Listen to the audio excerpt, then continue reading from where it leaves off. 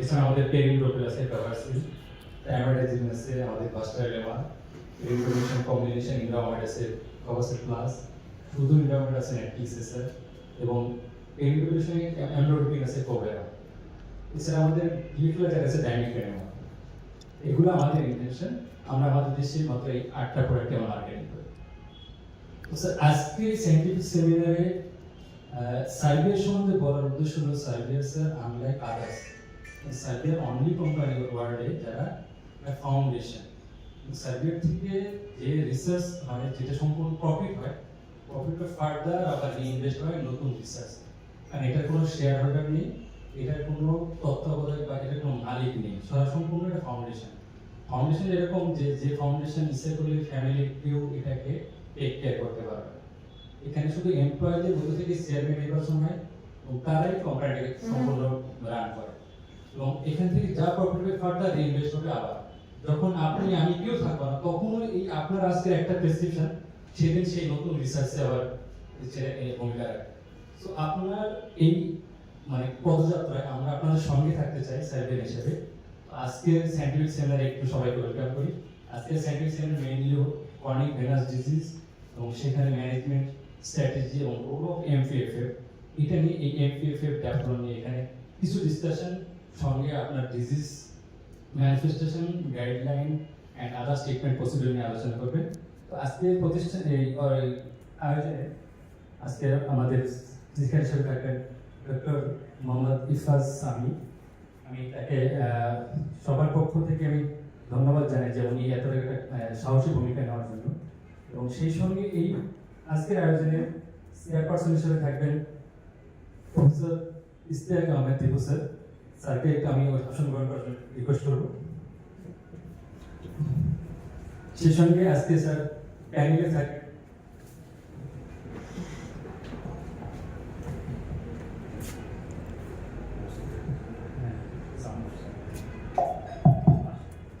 সেই সঙ্গে আজকে প্যানেলে থাকবেন doctor Mohsin Reza sir, assistant professor department of cardiovascular centre.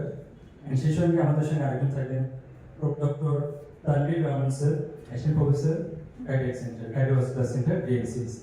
Sir উপস্থিত সবাইকে আমন্ত্রণ আজকের প্রোগ্রামে। সেই সঙ্গে চেয়ারম্যান স্যারের কাছে আমি অনুমতি চাইব আমাদের স্পিকারের স্পিচ মানে অনুমতি দেওয়ার জন্য। Thank you sir, please. Good afternoon. Honorable Professor Ishtiaq Ahmed Deepu sir, Head of the Department Cardiovascular Surgery, Dhaka Medical College Hospital. Assistant Professor Dr. Mohsin Reza sir, Assistant Professor Dr. Tanvir Rahman sir, and my senior and junior colleagues. I welcome you all to my presentation. Today I will talk on chronic venous disease, its management strategies, and the role of MPFF. Chronic venous disease, it is a silent enemy of patients. One in every 4 adults suffer from CVD. So it shows that it is very common. Epidemiologically, data shows that it is very common. Highly prevalent disease with very low patient awareness. Not only the low patient awareness, also our general medical professionals are not familiar with this disease. And so they misguide it, mislead it, and mismanage it. The symptoms of this disease lead to a whole plethora of investigations in our other departments, and in the next stages, the examiners changes lead to further mismanagement in dermatology and neurology department. Prevalence of CVD according to CR classification. We will proceed to CR classification further. It shows that prevalence of chronic venous disease is much more in the earlier stages, 50.8% and 32.9% in C0 to C2 stage. 84% of patients suffer from disease stages C0 to C2, and most of the sufferers don't even know that they have CVD. This is very important for understanding chronic venous disease. This is a CR classification, clinical, etiological, anatomical, and pathological classification. Here we are showing the clinical classification. C0, there is no visible or palpable signs of venous disease. C1, there will be telangiectasias or reticular veins. C2, there will be varicose veins, and in C3, leg will be swollen. C4, there will be skin changes. There will be pigmentation, eczematous changes, lipodermatosclerosis, and atrophic plunge. C5, healed venous ulcer, and lastly, C6 is active venous ulcer. As CR classification advances, quality of life declines. How we know that? We know that through a valid tool to measure treatment effectiveness in chronic venous disease patients, that is called CV20 Global Score. With this tool, we determine how treatment is going on the patient. How chronic venous disease occurs? Pathophysiology. There are certain pathophysiologies, but in the core lies venous hypertension. And chronic venous hypertensions lead to inflammations. And we all know in inflammation there will be abnormal permeability of capillaries, Starling forces will be disrupted, and there will be remodeling of venous valve and wall. Specifically, there will be remodeling of extracellular matrix. And there will be reflux in microvalves. And there are two hypotheses in the further stages of the disease. One is fibrin graph hypothesis, in which fibrinogen extravasates into the pericapillary space and then converted into fibrin and forms a fibrin cuff around the capillaries. That's called fibrin cuff. And another theory that proposes white cell trapping theory, lymphocyte trapping theory. And the last one is microangiopathy. And due to these theories, what happens that skin changes occur due to alteration of perfusion, arterial perfusion. And that leads to skin changes, eczematous changes, lipodermatosclerosis, and ultimately ulceration. What are the signs and symptoms of chronic venous disease? There are certain signs, heavy or swollen legs, which I mentioned, because of which our brother department do a whole plethora of investigations for leg swelling and ultimately don't find any cause. There will be tired legs and cramping or leg pain. As we see, there will be varicosities of veins, there will be certain skin changes, and at the last stage, there will be ulcer in the over the medial malleolus, which we all know as right area. And classical venous ulcer. What are the risk factors for chronic venous disease? There are certain risk factors, some of which can be controlled. They are prolonged standing, an occupational risk factor, and obesity, and some risk factors that cannot be controlled, obviously genetics, and advancing age, and male gender. There are also other causes of and risk factors of chronic venous disease. Among them, common is pregnancy. In pregnancy, some sort of chronic venous insufficiency occurs. It also occurs in chronic obstructive pulmonary disease and severe asthma, chronic severe asthma. And it may also occur as a part of post-traumatic syndrome following DVT. Prevention is always better than cure, so how we are going to prevent this condition? We should stay active, we should do regular exercise, calf muscle exercise. We should maintain a healthy body weight, lowering BMI. We should wear loose clothing, and we should move regularly. We should elevate our legs and stay cool, not psychologically cool, physically cool. Because heat dilates veins, which can cause blood to stasis and ultimately contribute to the exacerbating the symptoms. And our sisters should avoid wearing high heels. What are the treatment options for this condition? There are certain treatment options. Among them, obviously, first comes conservative treatment options, lifestyle modification. Lowering body weight, regular physical exercise, smoking cessation, these are the lifestyle modification. Then comes drug treatment. According to the National Health System of England, NHS guideline, First line of treatment is lifestyle modification in combination with drug treatment and compression therapy, compression stocking. This is the first line of management. In venous drugs, which are the venous drugs? There are some natural venous drugs which this scientific seminar is based upon, that is MPFF, micronized purified flavonoid fragment. This is the natural origin. And there are also certain other synthetic venous drugs such as diazepam, calcium domicelate. Second line of management of chronic venous disease is injection sclerotherapy, which we usually give as STS injection in our wards regularly. Then compression hosiery, elastic compression therapy through 4-layer bandage, as we give in our regular outpatient department. Elastic compression bandages, stockings, pneumatic compression therapy. There are some endovenous procedures such as IBLA, RFA, mechanochemical ablation, cyanocolate glue ablation, microwave ablation, steam ablation. These guidelines vary according to availability of these facilities. And we usually do the surgical procedures. They are first ligation of the great saphenous vein at saphenofemoral junction, and small saphenous vein at saphenopopliteal junction. We do stripping of the great saphenous vein and we do multiple phlebotomies.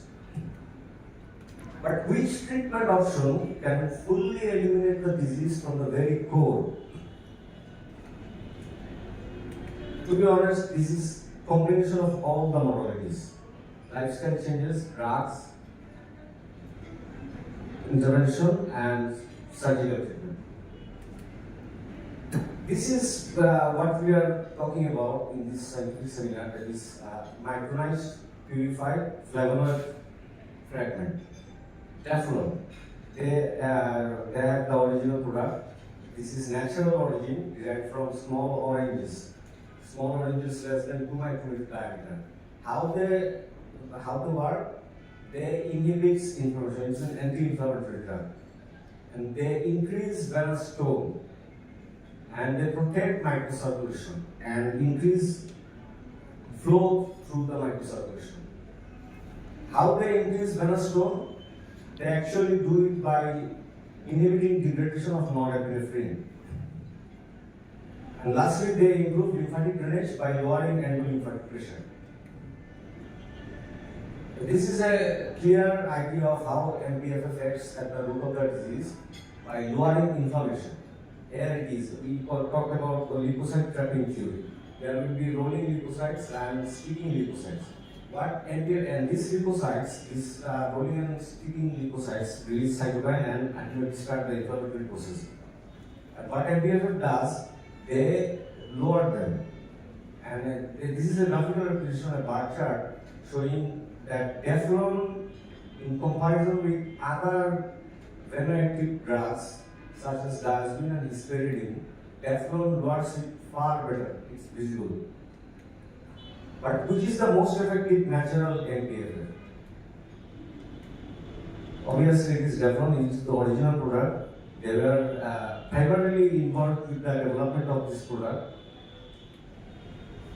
And it is unique in the universe because it is natural origin. There is unique micronization. Unique micronization means that active pharmaceutical ingredient will be so small that absorption will be better. They are scientifically prepared. Absorption improves twice. Rapid relief of actions, and dosage is also convenient. The patient has no issues with that. Unavailable diazepam and hesperidine. There are also other diazepam and hesperidine. Diazepam and hesperidine, these are flavonoids. These combinations have same efficacy as Teflon. The answer is no, because Teflon has total 5 flavonoids in total. One is diazepam, hesperidine, isoporphyrin, diazepam, and linoleum. And these 5 flavonoids act synergistically. But other MPFF has only 2 flavonoids, only diazepam and hesperidine. But Teflon has 5 flavonoids. And as I said earlier, these flavonoids are extracted from natural source. These are small oranges. They harvest the oranges from all over the globe, from these countries, and they have a sophisticated collection process. They only collect the oranges diameter below 2.5 centimeter. And we talked about this earlier, unique micronization, which leads to better absorption. And in their industry, they use a supersonic reactor technology to micronize the drug for better absorption. What guidelines recommend us about Teflon? This is International Angiological Society guideline, which shows that MPFF has the highest number of strong recommendations in the latest international guideline. In cases of all symptoms, in cases of pain, in cases of heaviness, feeling of swelling, functional discomfort, cramp, leg redness, skin changes, edema, even overall quality of life, MPFF has a strong recommendation to be used. But calcium lopicillate, another bioactive agent, it should be avoided because it ultimately causes egg granulocytosis and may lead to neutropenic sepsis. MPFF has the highest level of evidence among bioactive drugs for the healing of leg ulcers, which is grade A in the guideline. Here it shows for healing of leg ulcers, MPFF is grade A. There are also other graded drugs which we use in our outpatient department, pentoxifylline, sulodexide, which is not used, and hydroxythiouracil. It is grade B. Can MPFF work throughout CVD progression? Yes. At the early stage of the disease, such as stage C0 to C2, treatment also include venoactive drugs such as MPFF and compression stocking. As the disease progresses, endovenous procedures or sclerotherapy with sodium tetrahydrogen sulfate can also benefit along with Teflon. Only STS injection does not give better outcome. In combination therapy gives better outcome. In patients with venous leg ulcers, we do vein ligation, and this is a common question: should we continue Teflon following the procedure or not? The answer is, as guidelines recommended, it should be continued perioperatively because it has certain roles. Along with other non-vet drugs such as pentoxifylline and sulodexide, the pentoxifylline has been shown to have potential effects in ulcer healing. What are the evidences we are going to see here? Relief of early CVD symptoms, that is stage C0 to C2. It shows that MPFF causes significant reduction of early CVD symptoms, night cramp reduced by 86%, leg pain 72%, and happiness by 55%. Reduction of ankle edema. Patients usually get furosemide therapy for this ankle swelling for long term. But usually our Teflon reduces ankle edema up to 200 ml within 2.5 months of therapy. Whereas sulfurylene, there has been 5 randomized clinical trials on 723 patients based on combination therapy, Teflon, compression stocking, and intervention, which shows that including Teflon in the combination therapy improves outcome up to 32% at 2 months. Reduction of symptoms by the synergistic effect of MPFF 1 gram and sclerotherapy. This bar chart shows that only sclerotherapy is less efficacious, but combination of Teflon and sclerotherapy is far more efficacious, it's clearly visible. Reduction of pain in combination with procedure. This is very, very interesting. Teflon is an anti-inflammatory, and for perioperatively in vein ligation, if we use Teflon perioperatively, it helps in improving long-term outcome, also in reducing post-operative pain. What are the recommendations? How to use 2 weeks pre-intervention and 4 weeks post-intervention. How we are going to dose Deflon? This is usually 1000 milligram, one tablet for 3 months in case of early CVD symptoms. If varicose veins develop, skin changes develop, and venous ulcer is there, the duration will be 6 months. And in cases of venous procedures, it may be IVA, IVLA, RFA, glue injection, or our vein ligation. One tablet daily for 2 weeks before surgery, 2 weeks pre-operatively, and one tablet daily for 4 weeks, 1 month after surgery. This is the usual dosage and duration. In summary, what is the difference between Deflon and other local counterparts? Deflon is the original research brand. They were primarily involved with the development of this drug. It is natural origin, so there will be less side effects. It is micronized active pharmaceutical ingredient. There are 5 flavonoids in Deflon, comparing with 2 flavonoids in other local counterparts. Deflon is guideline recommended, and they are not guideline recommended. In summary, we should say chronic venous disease is quite common, but usually go unchecked. And if it goes unchecked, it may lead to certain complications. It may ultimately lead to venous ulcer formation, may even cause DVT and pulmonary embolism and death. Increasing awareness among general medical professionals and also in patients shall solve this problem effectively, as it is more common in the earlier stages. Management is always multimodal combination therapy, combination of drug, combination of lifestyle modification, elastic compression stocking, and interventions.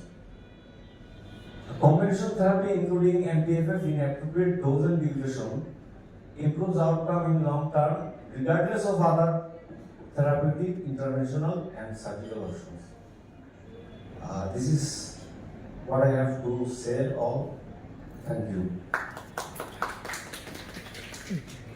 Any questions?